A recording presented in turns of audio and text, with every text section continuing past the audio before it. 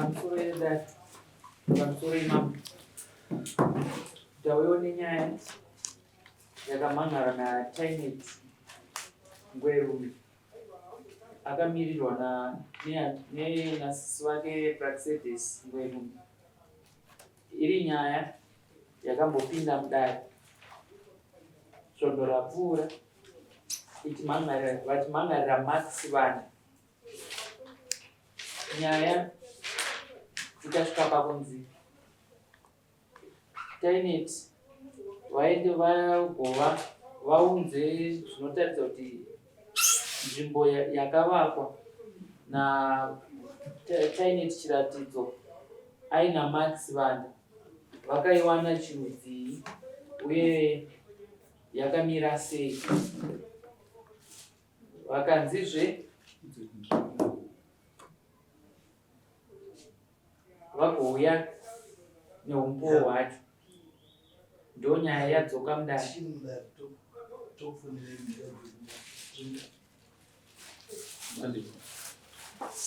Tichakumbirawo Tinet muziso dare zvamakakunda kunotsvaga kuuya nazvo kuti zvakamira sei.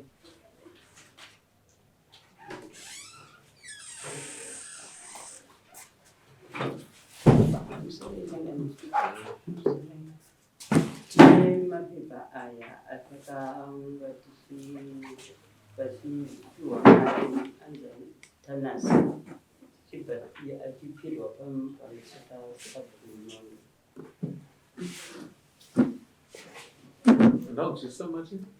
ai mari yacho ndaipiwa ndonosora Manass yanzaziyamupiwa tanobhadhara pamberi pasabhunono dhehetisabhunono yaive mari yekuita iyi vayanga vangomutisa iyanzazi yangu ambuya vakinamba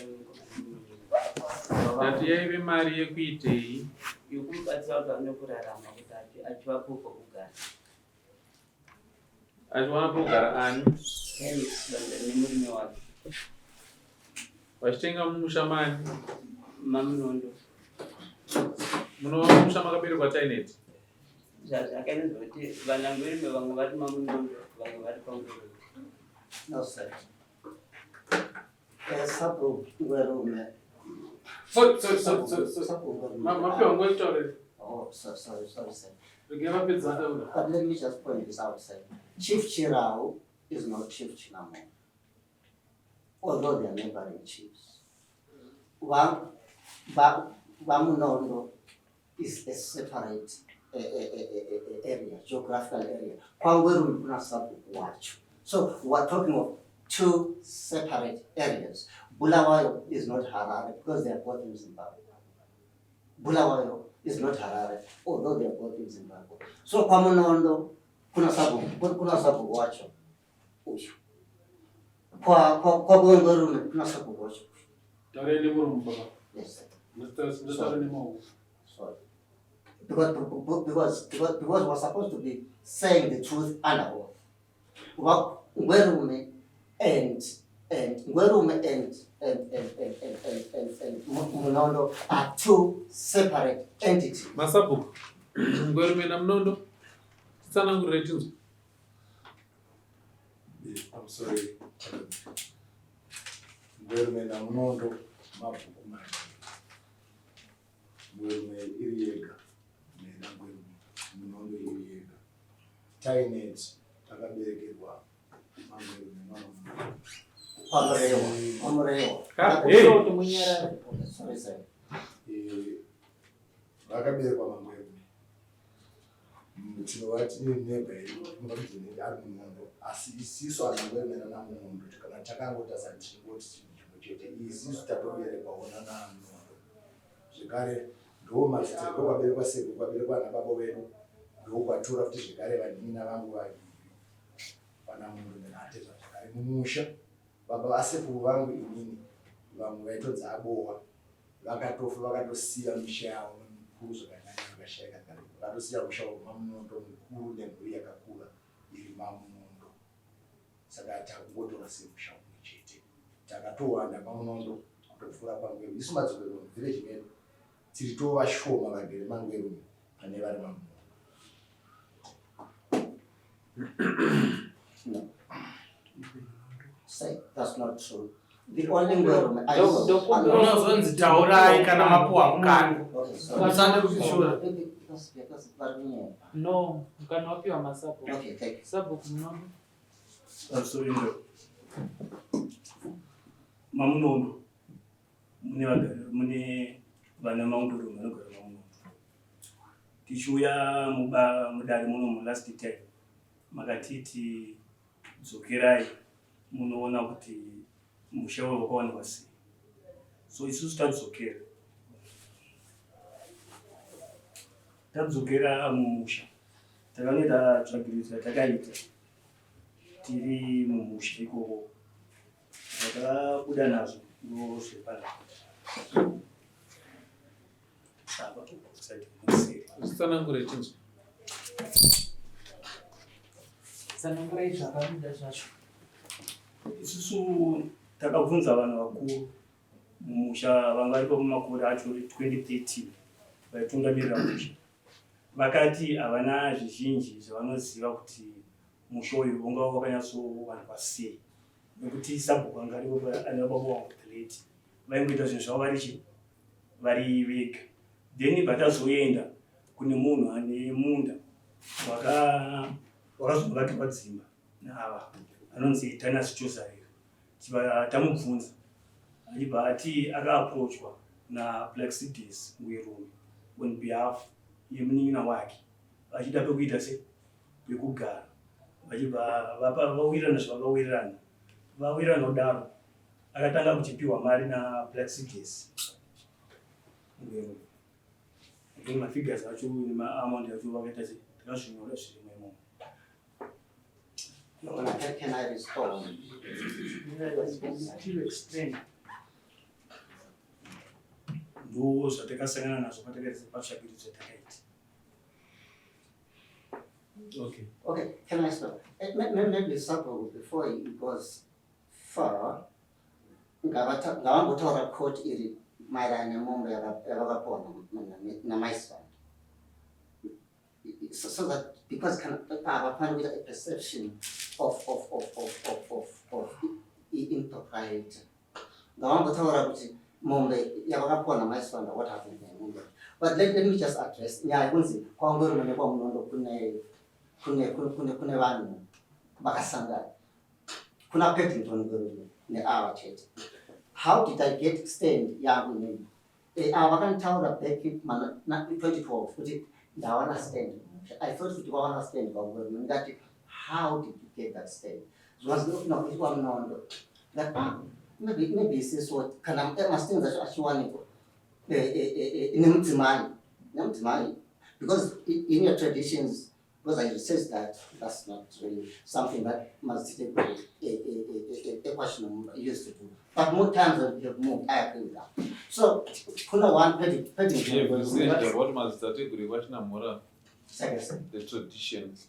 Well, yeah, I I read this paper, I got it here from someone at the University of Zimbabwe, where they say land I put much money. According to the tradition. Yes, sir. But they were saying that. The family came from Weza, Soko, Shawasha, and I feel like Shawasha myself because I've been here 10 years. And land. But when I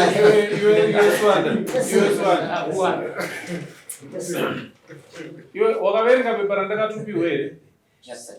Reclaim yaipiwa yaitwa nedzimai yako. Yes, sir, I did. Wakanzwisisa kuti kudi? My understanding, sorry, which my son highlights, putting the but by the way, court, if you guys may call me Chinamhora because the president of the yes, sir. Yes. Yes, sir.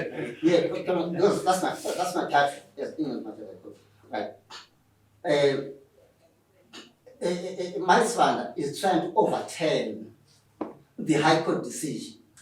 My arguments, my son, were presented to the High Court. That our claim, the monetary claim, the monetary part of the claim. Yes, sir, yes, sir. The High Court of Zimbabwe has already divided Manass's area.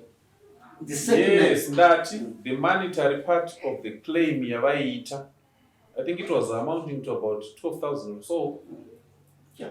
Wakaverenga ukanzwisa kuti kudii and iwewe unoti kudii nazvo. Say, I think it will be easier for me to actually address But claim the by claim- claim.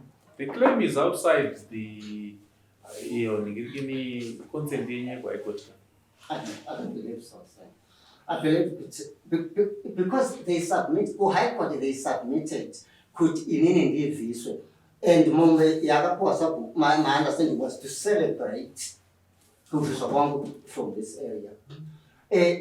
She demanded mombe dzese Yakapiwa nani akabvisa mombe ndiani nemaiswana vachibvisa kunani kuna sabu munondo. vachicelebrata kuti ubviswe munzvimbo munomu Yes, sir. riini manje Oh, pakati. just around Christmas time. No, indabvunza zvemonetary claim yamaisvanda. Okay, what I'm saying, sir, is that maiswana vakaclaima in my submissions avo vakaclaima kuti votora the whole homestead inini ndivhiswe mudunhu regoromondo. Maiswana vari kuenda kepingo. Maiswana vari kunyatso by choice.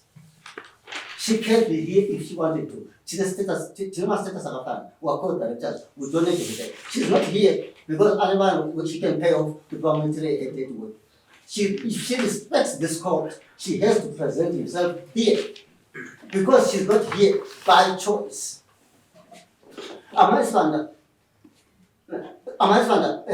then the court, my submission was that at over 60, uprooting one of us from the homestead, measurement, by the way, is disproportionate and excessively punitive. No. And the High Court agreed with it. That one. And Ndine mbiri dzandoda kutarisa panapa dzandoda kuwirirana nokasika. yes, sir. Ndataura ndabvunza monetary claim yakaitwa nemudzimai wako wenyu Kenel. Yes, sir. Iri kutaura zve 450 money given to what chidovera. Okay, can I address that? Can I address that in turn? Kuti nditaureka. Ndamukubvunza zvemonetary claim uri kuramba uchingopindura zvinhu zvakawandisa zvisinei nezvandabvunza. Sorry. I'm not giving you the figures. Yes, sir. Yandoda kuti urespond. I just want to respond as the figures. 315 money paid to Mavis Chidovera under false employment. The cost of food sent to Mavis Chidovera's father. The cost of a goat Mark gave for her father's wedding. The cost of the phone he bought for Mavis Chidovera. $100 compensation for the chickens he has been taking whenever he visits the homestead. Sometimes one, sometimes four, some without permission. All of this was done using money and resources that belonged to our family, to me and my children. None of this was right. I am requesting that he pay me $1,600 in cash so that I can recover at least a portion of what was taken from me without my regard for my rights, for my dignity, or my consent. Yes, sir. What is your comment on Okay, that? let's talk about maybe the first thing first, so that I can go step by step, sir. Yes, the first thing is the 1,600. Yeah, I want to address the broken down figures. The employment, the young lady was employed, not by my son, not by me. That is the money to run the homestead comes from Mark-Time Care Limited, not from an individual. My son is not Mark-Time Care Limited. It doesn't come from her pocket. And the young lady was employed. And then the leftovers, the other thing is she took food to her own, to her home. Okay, this is what happened. Mavis is an orphan at 16, the mother passed away. So she lives with the father who was hosting Chigayo Changu. So that NYAYA back. So Mavis is working at prison 6. Achieve 6. Achienda kumba we pano gara ne na baba na brother. Ininda kula nchuna amai wangu inini. Na 6-7. Wasinga zibuti. Man, tunoseba ne. Twitter say. Saka inini I could kind of relate to a situation. I look after my workers. So what I then said was, Mavis, bring a staff team. My leftovers utore. Kuramba muchinditenderedza. Yes, but I'm trying to explain my leftovers. Handikutendere kuti uramba uchinditenderedza. Ndabvunza zve $1,600 yaka iri kudiwa nemudzimai wako. Yeah, I'm dismissing it because mbuzi yacho imbuzi yangu ndiri kupa munhu ari kuhosta chikayo changu. Uyu musikana ari kushanda and like all workers she's paid. The second one, in addition to the above, I'm also demanding compensation for the emotional distress and humiliation I have endured. Mark brought his young lover in our matrimonial home, used my bed with hair, and violated the sanctity of the only place I once considered safe. This betrayal has left me in deep emotional pain, with lasting physiological scars, and I continue to carry. For this, I'm requesting $10,000 in cash or livestock as compensation for the personal damage and degradation I have suffered at his hands. So the facts are, I never slept with anyone in our matrimonial bed. If I did, I need evidence. The fact that I may have feelings for someone right now in this court cannot be translated into sleeping with them in this court. That did not happen.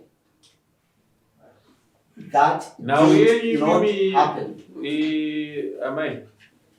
That Now we are coming now. Mukoma wenyu yakaitwa kuHigh Court. Ndobva vawirirana neconsent paper randakabata iri. Riri kutaura kugoverana kwavari kuita main house necottage inova iyo yaudzwa kudare ramambo nhasi. Dare ramambo harina simba rekuita over 10 izvi.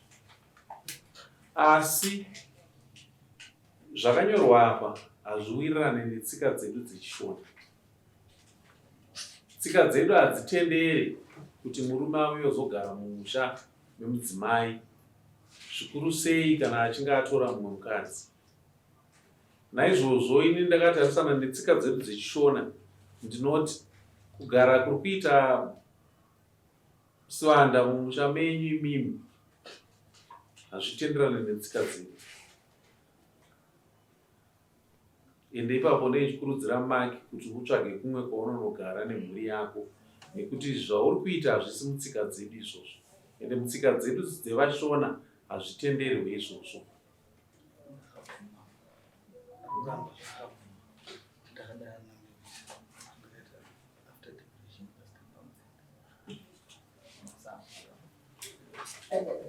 The other thing I want to address. Wanzwa zvandataura? Yeah, Tsika dzedu hadzikutendere kuti ugare mumusha mauri kugara. Hongu kwaiko kuti makawirirana. Ina handikwanise kupikisa izvi. Chandirikushandisa itsika dzedu dzevashona.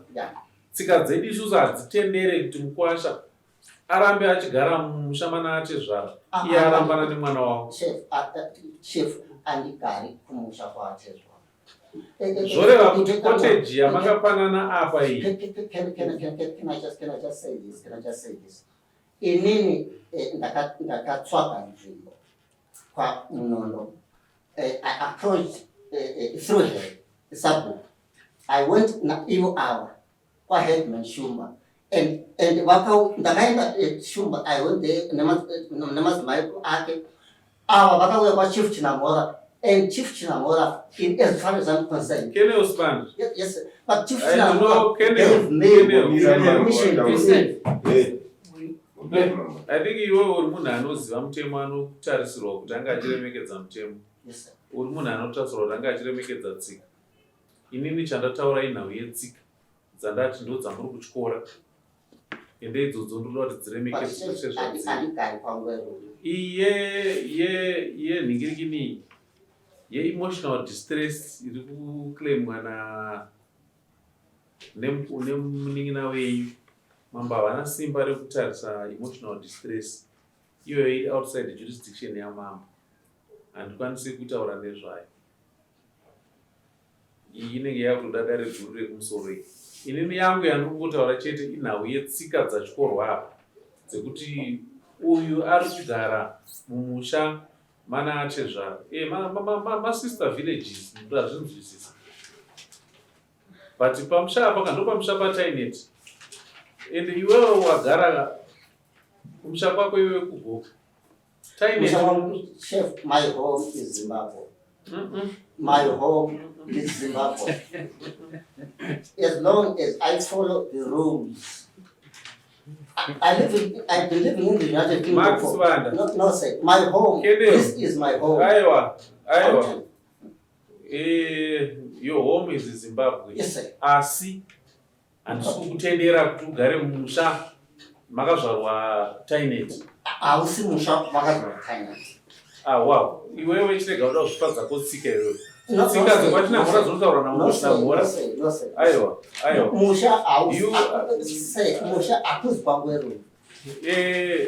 Chirega kuda kuabhiuza dare ramambo. Iwe hausi mwana wemashinamhora kaiwe.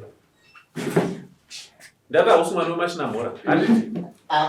Saka ini tainet ndiye handiri kubvumira netsika dzangu kuti agare munhu wemashinamhora. Ndakakundira mumwe wekugara kwaChief Chinamhora and I was granted that permission. Mangwane mutemo kuti vanoona kuvhisa vati haukodzere kugara mune mumwe musha maana atezvaro vakataura kuti iwe unobva kugoka andi kana wanga wakumbira mambo akuti mudunhu mangu iwe haukodzere kugara wakupikisa mambo.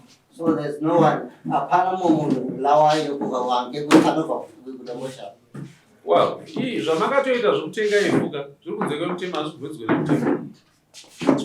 Hazvibvumidzwe nemutemo. Anotenderwa nemutemo kugara mumusha mudomboshava mashinamhora.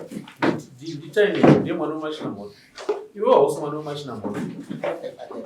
Moreover, iwe wakuenderera mberi kuti warambana natainet asi uda kuramba uchigara pamusha mashinamhora makare. Zvinofamba sei apa? So chef. Bozi tsika dzamadawo ndi kudziraka ndotora mudzimai kubulawayo inini ndiri Harare tikasiyana meya webulawayo anofana kudziva kubulawayo. Meya wekubulawayo anodziva kubulawayo because kunogani mataura here kuti meya ava ndi mambo Chinamhora. Saka kana my wife comes from Zambia. Like my children are married to British people. If that marriage should mutemo yakatosiyana Saka Prime Minister Starmer was chief I go to England because of a domestic situation. No, iwe haundipe tsika dzekulanda ndichiuya nadzo kunoka. No. Kavida tsika dzekulanda ndinonogareko. Say. Wow, fine. This is a country. This is my country I fought for. This is your country. I have a right of abode in my own country. Iwewe kana wakarwa totasira kuti une tsika une hunhu.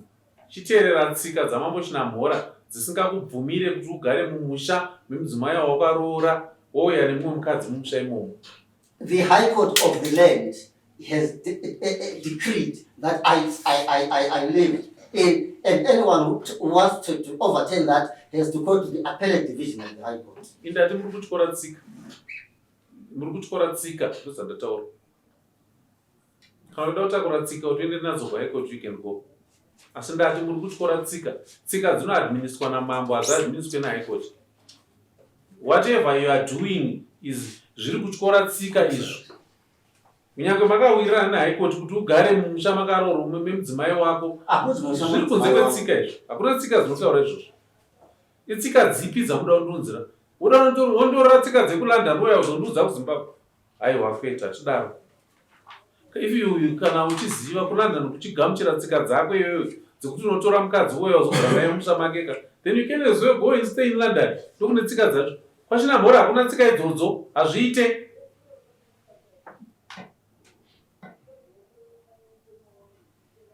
Taura tizvo. Amusori dai. Mbobvunzawo. Mbonzi masabhuchi. Wobvunza mambo. Wakunopinza mudare. Ayo, masabhuku. Zvakazhinji sabhuku munondoona sabhuku ngono zvozo zvinhu zvakasiyana. Ndataura chidunhu raChinamhora. Hakuna kuiva chinobvunza mubvunzo ndokubudisa panze. Uri kubvunza mabvunzo mubvunzo wako uri kureva kuti chii? Apa munzima mutaineti ndomusha wamunondo. Taineti ndomusha wamunondo. Taineti mwana waChinamhora. Max Banda haasi mwana waChinamhora. Ndozvandataura izvozvo. Ndati tsika dzangu dzepaChinamhora dzevashawasha hadzitenderi kuti mukwasha agare mumusha Manass zvake. Unova musha waChinamhora. Zvezvo zvasabhuku zvako yapapa. Tsika iri Kana zvasabhuku zvako yapapa. Tsika dzinobata dunhu raChinamhora hadzibate musha. Ende haikoti haina simba rokupa munhu pekugara munyika mamuChinamhora. Ini ndakapuwa mvume yekugara kwaChinamhora naChief Chinamhora. Chief Chinamhora ndo vari kukuudza kuti hauna kukodzera. My successors as Chief Chinamhora have to honor that contract or demonstrate kuti inini I have not kept my end of that. Wakapiwa mvume yekugara mudunhu maChinamhora kwawanga wakaroora taineti ka muchidanana. Asi masiyanazve. Masiyana. Saka tsika dzacho dzokuti ugare mumusha mawakaroora iwe unodziwana ipi? Taineti anyora ma-reasons akhe ekuti why takauya kuno. Aya chef. Handisi kuda any paperwork. Yes. Ndapedza. Ndati Mark hauna mvume yekugara mumusha mawakaroora iwewe.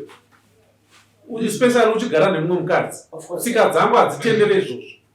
Ndapedza. Ndozvakunyora pasi izvozvo. With all due respect said, I will challenge this a decision and I will knock on any door. This is my country. I can call anywhere home if I chose to, as long as I follow the rules. This country I fought for. This country I fought for. Chisimuka ubude munomu uende kunosvakadarira unoda kunoita apiwi. Asi ndati tsika dzangu ini Chinamhora hadzikutendere kuti ugare mudunhu mangu.